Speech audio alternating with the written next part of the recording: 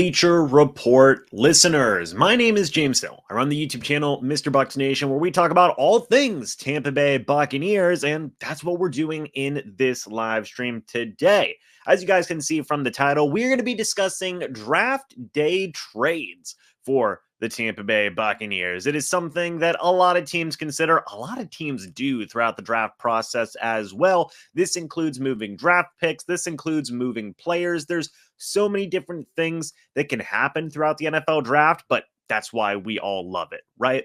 So I'm going to be going through a couple of scenarios today and talk about what some of the options the Bucs may have at their disposal and how likely some of these scenarios may be. So I have got Bleacher Report's latest mock draft pulled up just as a reference for where certain teams are picking and whatnot. I'll also be bouncing around to some other websites as well, but let's go ahead and dive right in. Now, the first thing that a lot of people consider whenever you think of a draft trade for the Tampa Bay Buccaneers is the idea of trading back. And of course, starting off this mock draft, you have a lot of different quarterbacks going here. The Bears getting Caleb Williams. You have the Washington Commanders getting Jadon Daniels. The New England Patriots getting Drake May. At number 4, Marvin Jr. goes to the Arizona Cardinals. We may talk about that team in a little bit. At 5, from the Los Angeles Chargers, the Vikings trade up for Jay McCarthy. So there are a lot of teams that trade up and make all these different types of moves, right? It is always an interesting situation to be had. We're going to go all the way down to where the Tampa Bay Buccaneers select to talk about the idea of trading back from their selection. As you can see, a lot of different players going, a lot of different position groups. Some are going to be very important to certain teams as well, of course, but go all the way down here. Firstly, again, the Las Vegas Raiders trade up with the Miami Dolphins to select Michael Penix Jr. That is a very interesting situation there as well. Could somebody trade up for Michael Penix? I don't know. We're just going to have to wait. The Los Angeles Chargers trade up, or this is whenever they traded back with the Minnesota Vikings. You go all the way down here to pick number 26. The Tampa Bay Buccaneers select Kool-Aid McKinstry out of Alabama. And that could very well be the case if the Bucs do see this player fall to them at pick number 26. But if you do have a scenario, good example right here, the Arizona Cardinals trading up with or I guess I should say they are trading back with the Houston Texans. So they select Chop Robinson. This is one of those teams that could trade up with the Houston Texans, and it really wouldn't be that surprising, or with the Tampa Bay Buccaneers, and it wouldn't be too surprising, that being the Arizona Cardinals. You have some other teams in this mix as well, the Buffalo Bills, and even some teams at the top of the second round. The Las Vegas Raiders are an example that come to mind also. So there are a lot of different teams that could look trade up for a lot of different positions. There might be a late run wide receivers, which might necessarily fit what the Bucs are looking for. If a team wants a high-level safety, it's not necessarily something that the Bucs are looking for right now, or an offensive tackle that a team may be interested in. These are the position groups where if that is really heavy on what the Bucs are looking at pick number 26, they could very well move back. And I remember it takes me back to a very recent example from the Bucs themselves, going back to 2022. They actually moved out of the first round entirely in 2022. They traded away their 27th overall pick in the 2022 NFL draft to the Jacksonville Jags.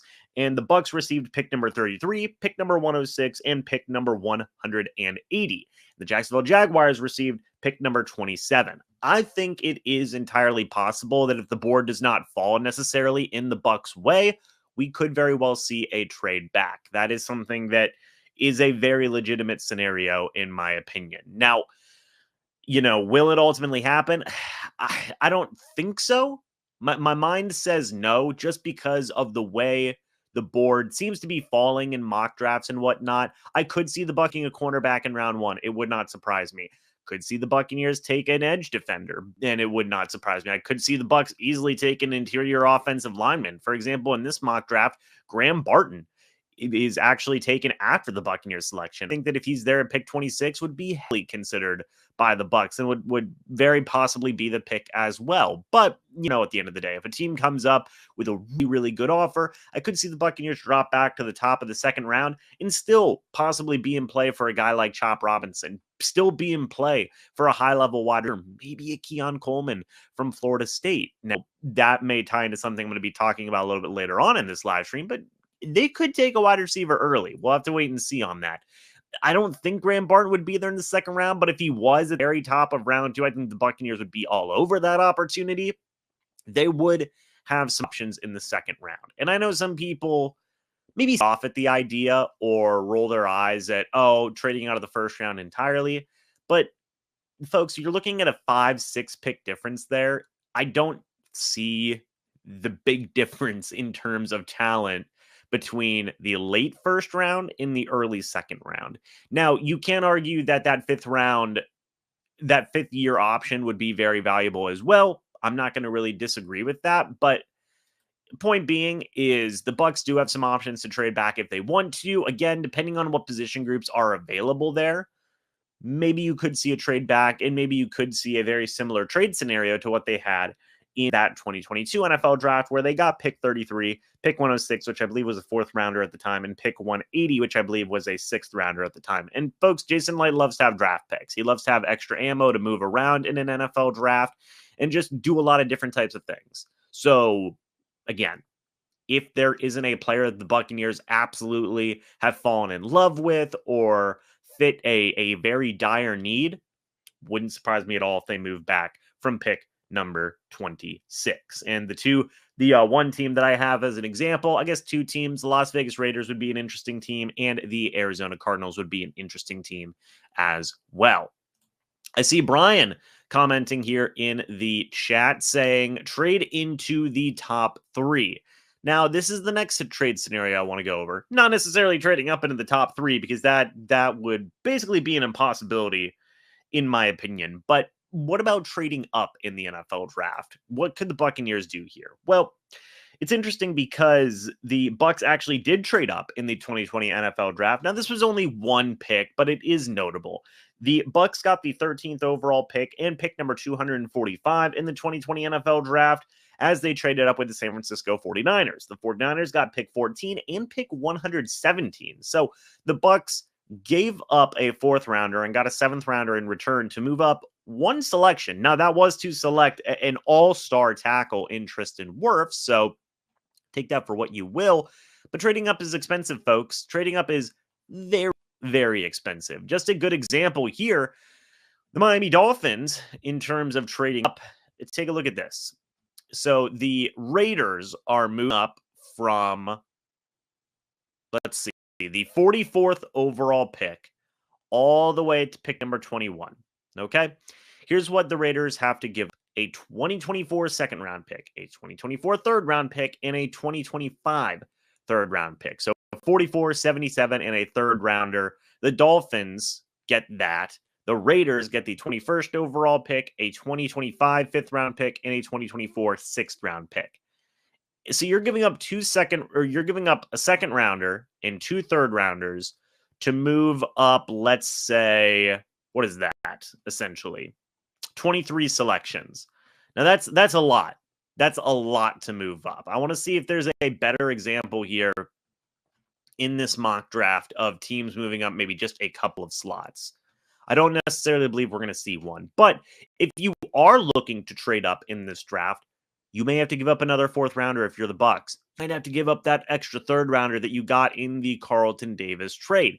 Is that something the Bucs are willing to do?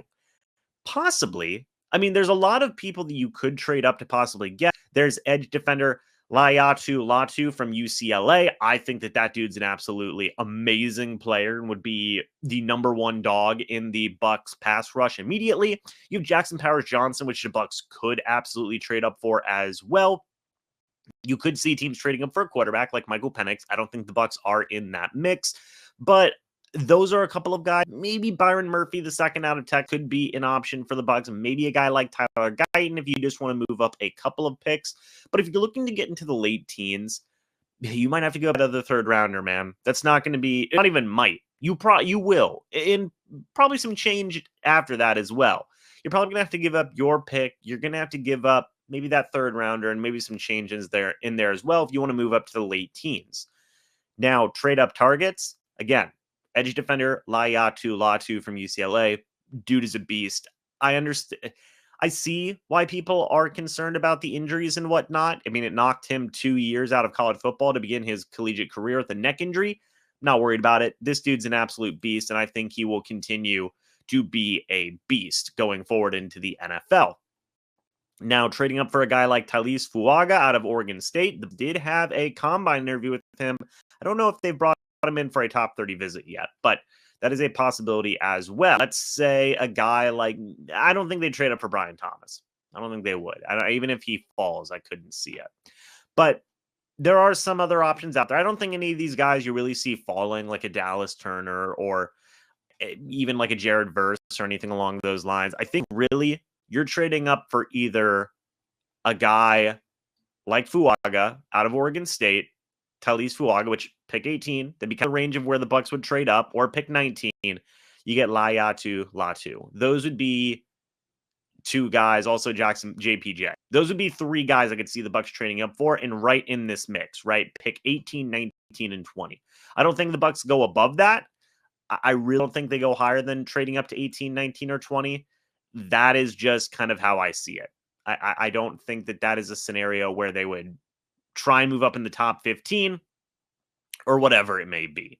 But trading up is definitely an option. I do see the comment here, trade up into the top 15 for Jared Verse. I don't see it personally. I don't. Dan says Barton or Oregon Center at 26. They may have to trade up. They may have to trade up for JPJ. They are picked 26, by the way. If Graham Barton's there, I think that he very well would be the selection. I don't see the Bucs trading back. If JPJ is there, I think that he would probably be picked over Barton. But the Bucs may want to trade up for JPJ as well to go out and get a guy. So we'll see. Sweet agrees with me here, saying trade up only for Powers Johnson or Laiatu Latu.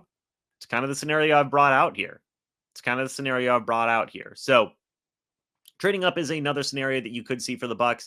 I would say this year is more likely than in years past, because I do think the Bucs would really, really do good with a guy like Laiatu Latu or with a guy like JPJ. And if the Bucs feel that they might not be able to get one of those guys, you could possibly trade up in one of those scenarios as well. And I look at teams like the Pittsburgh Steelers, like the LA Rams, and like the Cincinnati Bengals as potential trade back candidates in that mix as well. So ultimately, we'll see. We will see. Folks, the last trade scenario I want to bring up, and we've seen some trades like this before. We have. It's a star wide receiver getting traded on one of the draft days. Okay? Now, you may be saying, what the heck are you talking about, James? And look, I don't ultimately think this is going to happen, but people may have seen the rumors out there, may have seen the chatter. I have devised a draft day trade scenario if the Bucs decide to move on from Chris Godwin.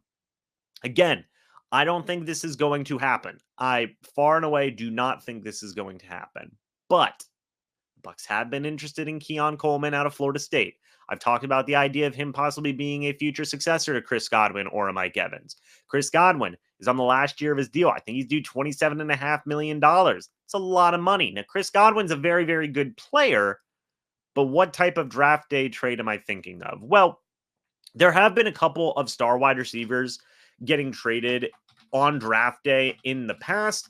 One example that comes to mind is the A.J. Brown trade that happened. Now, I don't necessarily think that a deal would look like this, but whenever that trade did happen, A.J. Brown was traded from the Tennessee Titans to the Philadelphia Eagles for the 18th overall pick and the 101st overall pick. I don't necessarily see that as a trade that would make sense, just given that A.J. Brown was literally in the prime of his career. Chris Godwin is, I believe, 28 right now, 29, something along those lines. So I don't necessarily see that, but you do have a possibility of this as well, where if you package maybe an extra third rounder, right? I go back to the Marquise Brown trade, where the Baltimore Ravens got the 23rd overall pick from the Arizona Cardinals. And the Arizona Cardinals received Marquise Brown in a third-round pick 100. The Bucs have an extra third-round pick in this upcoming draft from the Carlton Davis trade.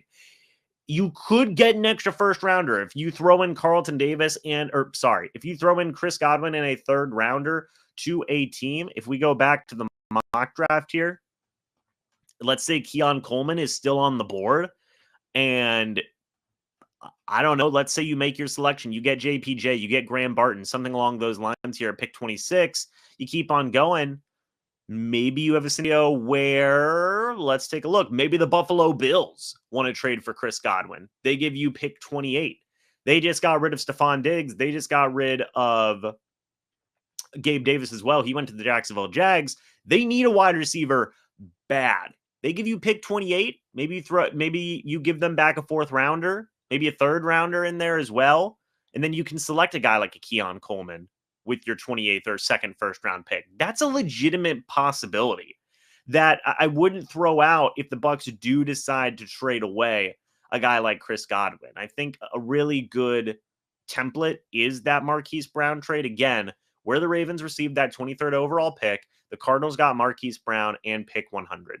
Maybe you see a similar scenario for a guy like Chris Godwin. I'm just throwing it out there. But another scenario I came up with, folks, is this.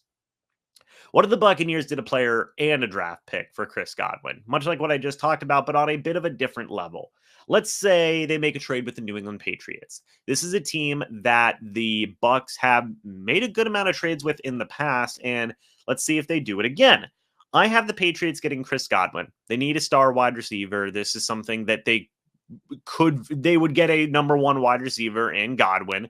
It'd likely sign him to a new deal and have a star wide receiver for whatever quarterback they end up drafting in this upcoming NFL draft. The Bucs in return, I have them either getting pick 137 or 180. That'd be a 5th or a 6th rounder.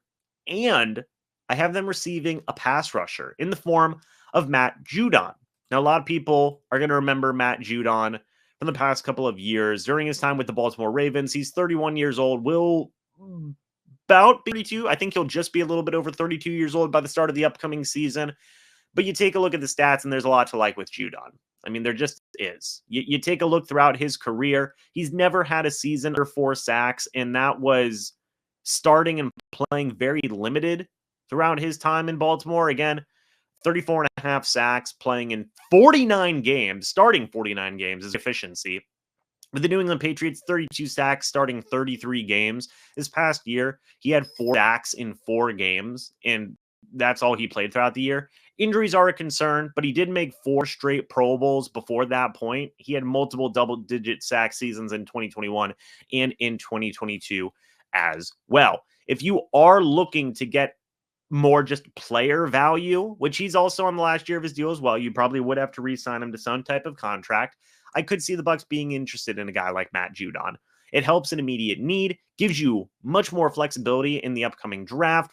You can use some of those extra draft picks to buffer out some different position groups if you want to invest in the cornerback position. If you wanted to use your 1st rounder on a Keon Coleman, or maybe a 2nd round draft pick or a 3rd round draft pick on a wide receiver as well. You don't have to worry about edge rusher as much now because you did you did bring in Randy Gregory, you traded for Matthew Judon, and you have some really good young guys in that mix as well. Kalijah Kancey, he plays defensive line, but he's still a very, very good defensive lineman. And you have Yaya Diaby in that mix as well. So would it be a Band-Aid? I don't know. Depends on what you think of how long Judon has left.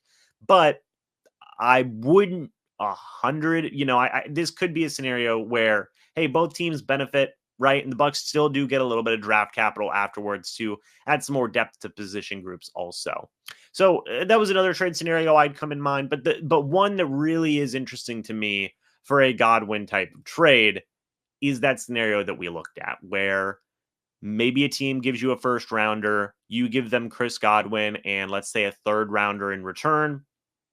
And then you can pick another wide receiver, maybe Godwin's replacement. Who knows? But folks, that's kind of all the draft trade scenarios that I've come up with for the Tampa Bay Buccaneers. What do you guys think? Let me know your thoughts and opinions. I would love to hear them. Thank you to everybody who was in the chat today. Greatly, greatly appreciate it. By the way, according to the poll over on the right-hand side, seems like a lot of people want to see the Bucs make a draft day trade.